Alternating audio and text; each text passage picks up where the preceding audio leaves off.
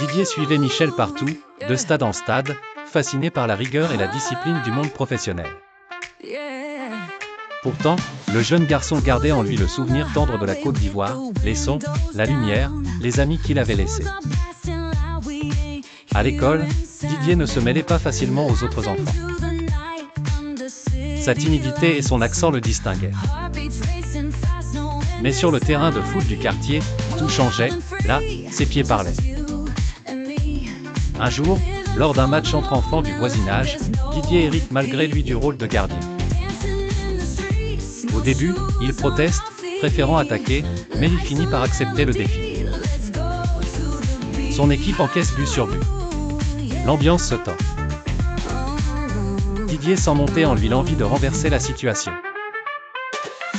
Il attrape le ballon à la volée, dribble un attaquant maladroit, puis sans y penser, fonce tout droit vers l'autre but. Les cris, les rires, la surprise générale, Didier traverse tout le terrain et marque. Le match s'arrête, bouleversé. Même les plus grands le regardent, ahuris. Michel, accoudé à la rambarde, esquisse un sourire complice. Il a reconnu le talent instinctif du petit-neveu qu'il héberge.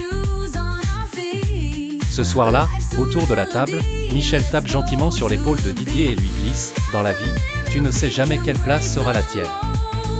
Mais tant que tu avances, tu trouveras ton but. » Didier sourit.